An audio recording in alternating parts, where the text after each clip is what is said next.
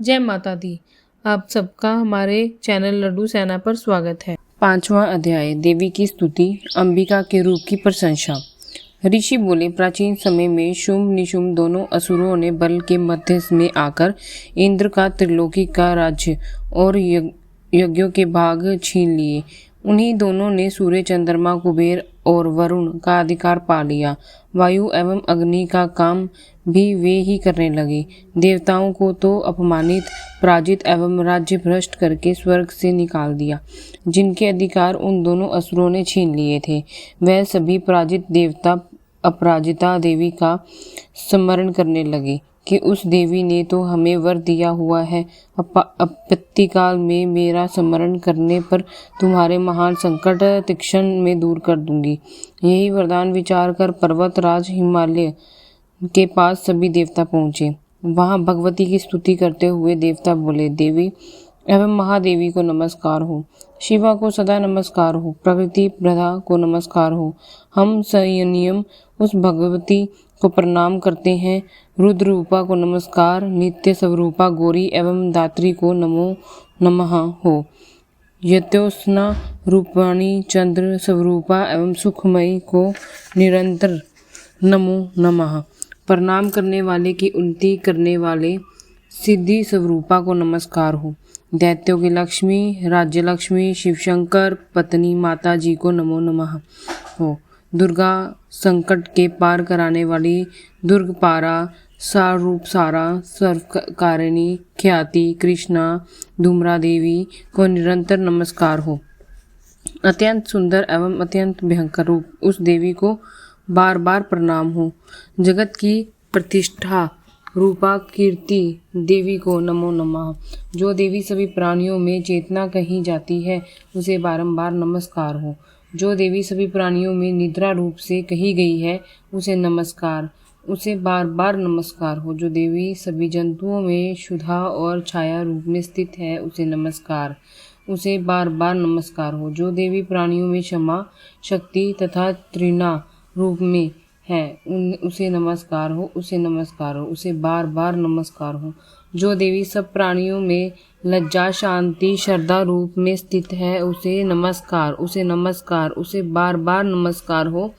जो देवी सभी प्राणियों में कांति रूप में स्थित है, उसे नमस्कार हो, उसे नमस्कार, उसे बार बार नमस्कार हो। जो देवी सभी प्राणियों में भांति, कांति और जो लक्ष्मी रूप में स्थित है, उसे नमस्कार हो, उसे नमस्कार, उसे नमस्कार, उसे बार बार नमस्कार हो। जो देवी समस्त जीव मात्र में वृत्ति रूप में स्थित है, उसको नमस्कार, उसको नमस्कार, उसको बार बार नमस्कार।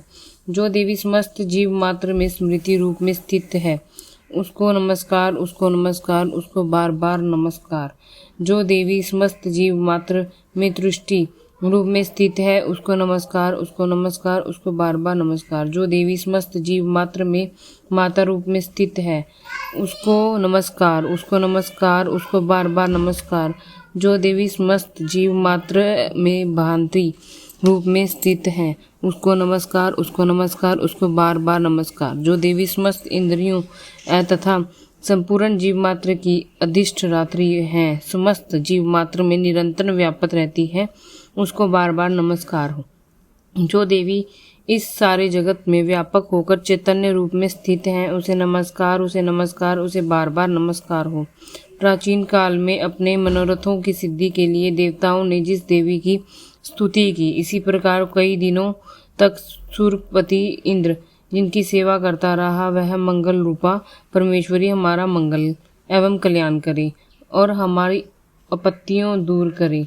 दुष्ट दैत्यों से संतापित हुए संपूर्ण देवता जिस भगवती ईश्वरी को नमस्कार कर रहे हैं और भक्ति पूर्वक निवृत्ता के रूप मनुष्य द्वारा स्मरण किए जाने पर उनकी विपत्तियों का नाश कर देती है, वह हमारी भी कभी विपत्तियों को दूर करे। ऋषि बोले, हे राजन, सभी देवता जब इस प्रकार भगवती की स्तुति करने लगे, उस समय श्री गंगा जी के जल में स्नान करने के लिए श्री पार्वती जी आई। उस समय सुंदर बाहों वाली पार्वती जी ने देवताओं से पूछा कि तुम लोग किसकी स्तुति कर रहे हो। तब उनके शरीर कोश से प्रकट होकर शिवा बोली, ये देवता तो शुंभ दैत्य से स्थाये हुए एवं संग्राम में निशुंभ से पराजित हुए मिलकर मेरी ही स्तुति कर रहे हैं। श्री पार्वती के शरीर कोश में श्री अंबिका जी का प्रकटे हुआ, इसी कारण सारे संसार में कौशिकी के नाम से प्रसिद्ध है। इस प्रकार जब कौशिकी प्रकट हुई, श्री पार्वती जी रूप में काली हो गई, अतः हिमालय में रहने वाली काली का नाम विख्यात हुआ। उसके अनंतर शुंभ निशुंभ के सेवक चंड एवं मुंड ने वहां आकर उस अंबिका देवी को देखा तो उस समय परम सुंदर रूप धारण कर रही थी। उन दोनों ने शुंभ दैत्य को जाकर कहा कि हिमालय को अपनी कांति से प्रकाशित करती हुई परम सुंदर स्त्री वहां बैठी है। वैसा उत्तम परम सुंदर रूप किसी को कहीं नहीं देखा होगा। हे असुरराज, वह देवी कौन होगी, इस बात का आप ही पता लगाइए और उसे ग्रहण कीजिए। वह स्त्री क्या है? रतन ही है। उसके तो सभी अंग बड़े मनोहर हैं, अपनी दिव्य कांति से दिशाओं को प्रकाशित कर रही हैं। हे दैत्येंद्र, वह तो बैठी हुई है, आप जाकर उसे देख सकते हैं। हे प्रभु, जैसे भी हो आप उसे ग्रहण कीजिए। ऋषि बोले। तब चंड मुंड के वचन सुनकर शुंभ ने महासुर सुग्रीव को दूत बनाकर देवी के पास भेजा और कहा कि तुम मेरी ओर से उससे इस प्रकार से कहना कि और इस प्रकार का उपाय करना जिससे कि वह प्रसन्न होकर अत्यंत शीघ्र ही यहाँ आ जाए। यह सुनकर वह दैत्य पर्वत के उस प्रदेश पर पहुंचा जो कि अत्यंत सुंदर था। वहां पर भी देवी बैठी हुई थी। वहां जाकर उसने देवी से मधुर वाणी द्वारा कोमल वचन कहे। दूत बोले, हे देवी, दैत्यों का स्वामी शुंभ तीनों लोकों में परमेश्वर है, मैं उनका दूत हूँ। मुझे उसने आपके पास भेजा है। मैं वहाँ जो उसकी आज्ञा ना मानता हो उसे परास्त कर देता हूँ। उससे सभी देवता परास्त कर दिए हैं। अब आपके लिए जो संदेश है वह सुनिए। उसने कहा, सारी त्रिलोकी मेरी हो चुकी है, सभी देवता मेरे अधीन हैं, सभी यज्ञ भाग पृथक पृथक करके मैं ही पा रहा हूँ। त्रिलोकी भर में के उत्तम सभी रतन मेरे अधीन हो चुके हैं। इंद्र के श्रेष्ठ वाहन ऐरावत हाथी को मैंने छीन लिया है।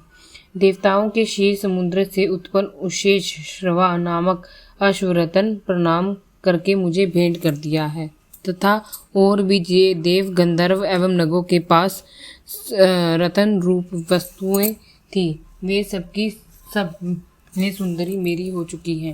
हे देवी, अब हम तुमको स्त्री में रतन मान रहे हैं, इस कारण अब आपको भी हमारे पास आ जाना चाहिए, क्योंकि हम तो रत्नों के भोक्ता हैं। अब तुम्हारी इच्छा है कि मुझे अथवा मेरे पराक्रमी भ्राता निशुंभ को, इन दोनों में से किसी को वर लो और तुम रतन रूप हो। मेरे साथ विवाह कर लेना से तुम्हें अतुल ऐश्वर्य प्राप्त हो जाएगा। यह बुद्धि के द्वारा सोच लो, फिर मेरे साथ विवाह कर लो। ऋषि बोले। जब इस प्रकार दूत ने देवी से कहा, तब वह जगत को धारण करने वाली जगत देवी जी गंभीर होकर मंद मुस्कान करके बोली, हे दूत, तुमने जो कुछ कहा वह सत्य है, मिथ्या कुछ भी नहीं। इसमें संदेह नहीं कि शुंभ त्रिलोकी का स्वामी है और निशुंभ भी वैसा ही है, किंतु मैंने प्रतिज्ञा ली हुई है कि जिस प्रकार से मिथ्या करूं।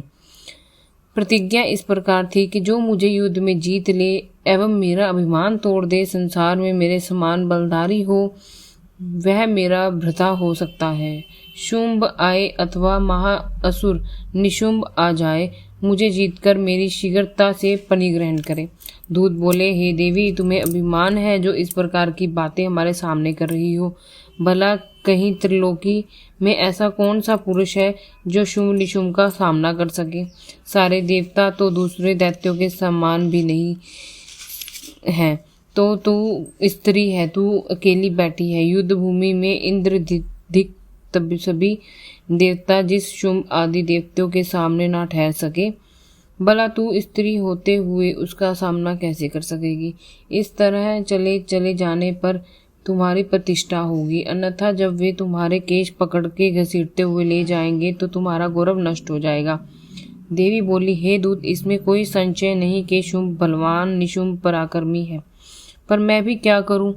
मैं प्रतिज्ञा करने से पहले ये बात मैंने नहीं सोची थी। अब तुम जाकर असुरराज को मेरी ये बात कह दो, फिर उसे जो उचित दिखाई दे वही करे। यह सच्ची घटना सुनकर आपको कैसा लगा, आप कमेंट ज़रूर करें। आप सभी से प्रार्थना है कि अगर चैनल को सब्सक्राइब नहीं किया है तो सब्सक्राइब कर लें और बेल आइकन को दबा दें, जिससे आपको ज़्यादा वीडियो देखने को मिल सके। राधे राधे। श्री बांके बिहारी लाल की जय।